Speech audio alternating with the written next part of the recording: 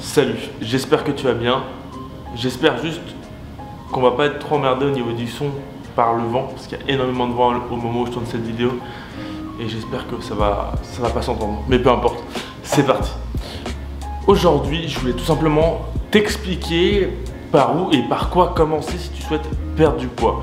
Aujourd'hui, il faut savoir que perdre du poids, d'un point de vue théorique, c'est très simple.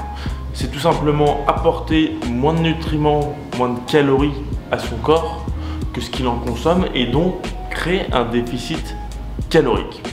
Ce déficit va tout simplement permettre à ton corps d'utiliser les graisses comme énergie au lieu d'utiliser les aliments que tu lui donnes pour vivre, te mouvoir, etc.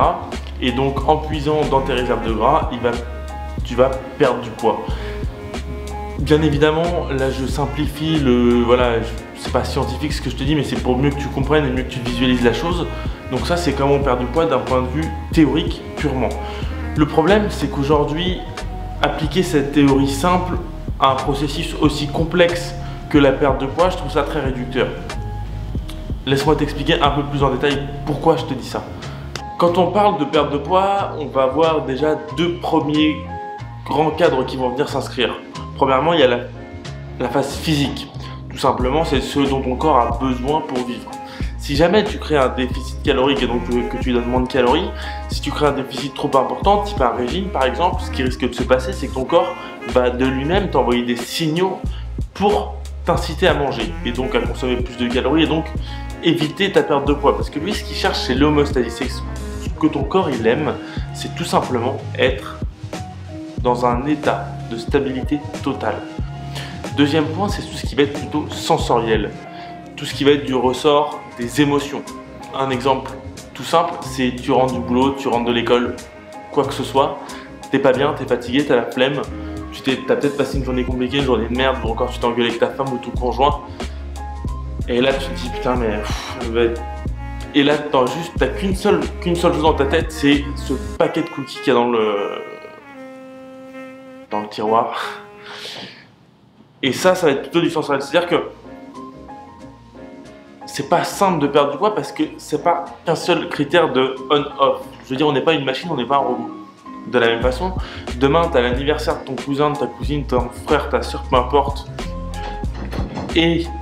ou d'un ami, tu te retrouves là-bas. On te propose une part de cheesecake.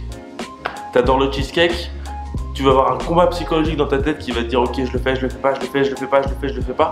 Imaginons tu le fais, tu vas t'en vouloir. Imaginons tu le fais pas, tu risques d'avoir tellement travaillé d'un point de vue psychologique sur le fait de te frustrer que tu risques de craquer sur autre chose ou à l'inverse de faire un mode ouais tant pis c'est pas grave et puis là tu vas boire de l'alcool, enquiller des litres, etc. Et ce qui va consommer beaucoup plus que le cheesecake de base.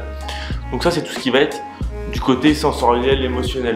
Donc tu vois bien déjà que la perte de poids c'est pas si simple que ça.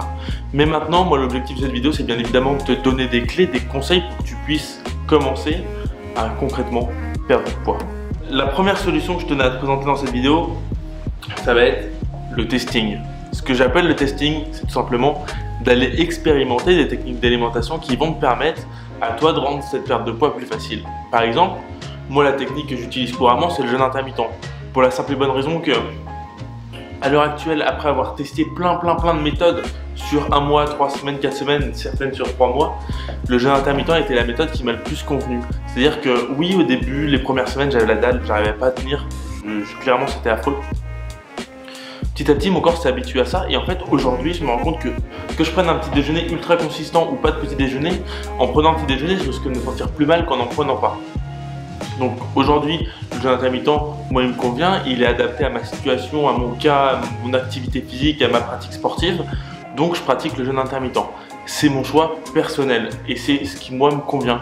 Toi peut-être que ce qui te convient c'est pas du tout ça et au contraire c'est de faire 3 repas distincts ou de diviser en 5 ou d'avoir une alimentation qui est plus riche en lipides ou tout simplement toute autre chose plus riche en légumes. Voilà. Mais il faut expérimenter, je veux dire, c'est pas du jour au lendemain que ça tombe tout cuit dans le bec. Il faut expérimenter et donc, premier conseil que je peux te donner, c'est le testing, ce qui va te permettre d'apprendre aussi sur toi-même, sur ton corps et de te développer. La deuxième chose, c'est d'arrêter de chercher des solutions miracles. Peut-être que toi aujourd'hui, tu es dans une situation où tu as essayé des gélules amincissantes, tu as essayé des détox, tu as essayé des shakers de protéines parce que tu avais vu que les protéines faisaient perdre du poids, etc. Ce qui est totalement faux, mais hop. Et tu te rends compte que ça n'a pas marché, et là tu es encore en train de te dire, mais attends, peut-être que là il y a des repas en poudre, non. Aujourd'hui il n'y a pas de solution miracle, il n'y a pas de solution pour perdre du poids, il n'y a pas d'aliments qui font perdre du poids, il n'y a pas d'aliments qui font prendre du poids, et donc il faut arrêter de chercher des solutions miracles et vraiment se concentrer sur la base. L'alimentation, c'est quoi? L'alimentation, c'est l'aliment. Arrête de vouloir prendre des substituts de repas, des substituts d'aliments, des shakers, des machins, des trucs. Non, concentre-toi sur l'alimentation brute, le légume, les fruits, les aliments, les oléagineux, ce qui n'a pas été transformé. Prends des aliments bruts, prends des choses non transformées, c'est vraiment le plus gros conseil que je peux te donner.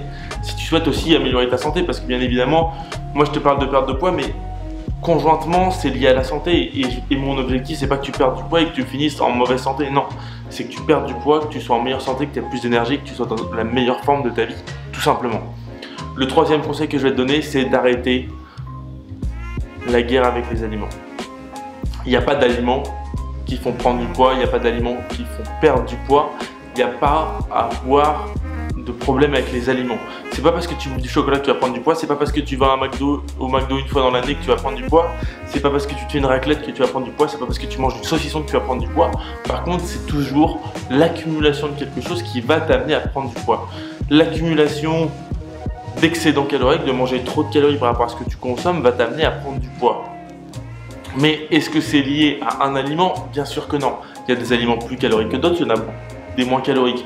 Mais si jamais tu manges 2000 calories de brocoli et que ton apport calorique de base il est à 1700, tu vas prendre du poids.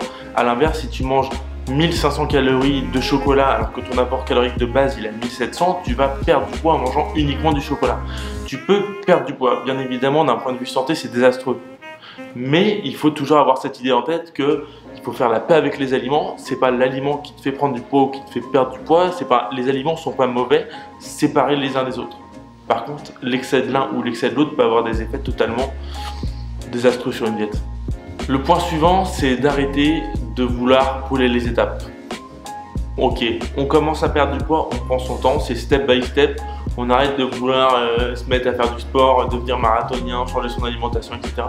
C'est des changements qui demandent des années, cas par cas, aliment par aliment, activité sportive par activité sportive.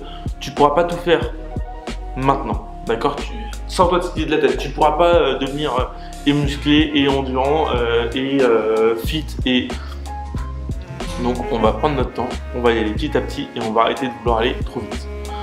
Et ça m'amène sur le conseil suivant qui va être tout simplement de retrouver ses sensations alimentaires.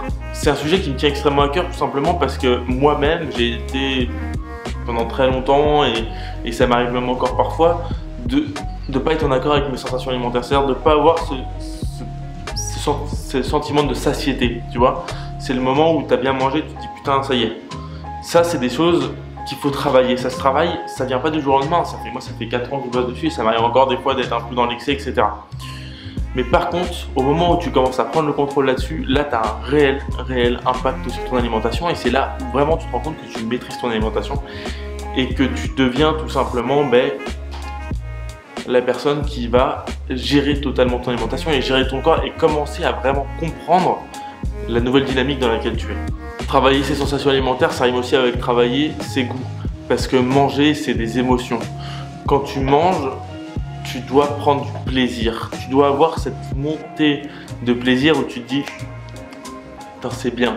Tu sais, des fois tu cuisines un petit truc, pas spécialement, quand je parle de cuisine, je parle de 5 minutes en cuisine, 15 minutes, 1 heure si tu veux, mais il n'y a pas de délai pour cuisiner, mais des fois tu cuisines un petit truc sympa, rapide et tout, et tu le manges, et quand tu le manges, tu as ce sentiment vraiment de satisfaction, mais très fort, en mode putain mais c'est moi qui l'ai fait, c'est hyper bon, et tu es rassasié plus vite, et tu as un plaisir énorme, et ça on va aller le chercher. Parce que peut-être qu'aujourd'hui tu vas manger tes émotions dans le sens inverse, dans le sens négatif, où quand ça va pas tu manges. Ben là on va aller chercher l'inverse, on va les manger pour aller chercher des émotions positives et manger sainement pour qu'à la fin on ait vraiment ce mindset qui change et qu'on puisse aller dans une dynamique positive et un cercle vertueux qui va nous permettre de progresser tout simplement. En fait le message que j'essaie de te passer au travers de cette vidéo c'est aussi que faire une perte de poids, un rééquilibrage alimentaire ou tout changement qui va amener un changement physique, c'est pas uniquement, je veux dire, c'est un changement qui est bien plus profond que ça. Si tu veux, on va aller travailler tout un domaine de ta vie, ta santé, etc. Et ça va aussi t'amener des changements qui vont être psychologiques.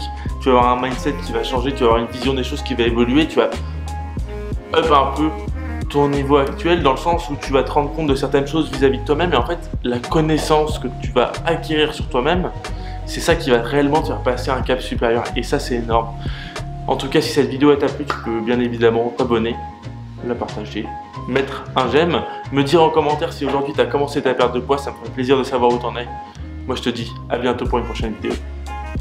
Salut!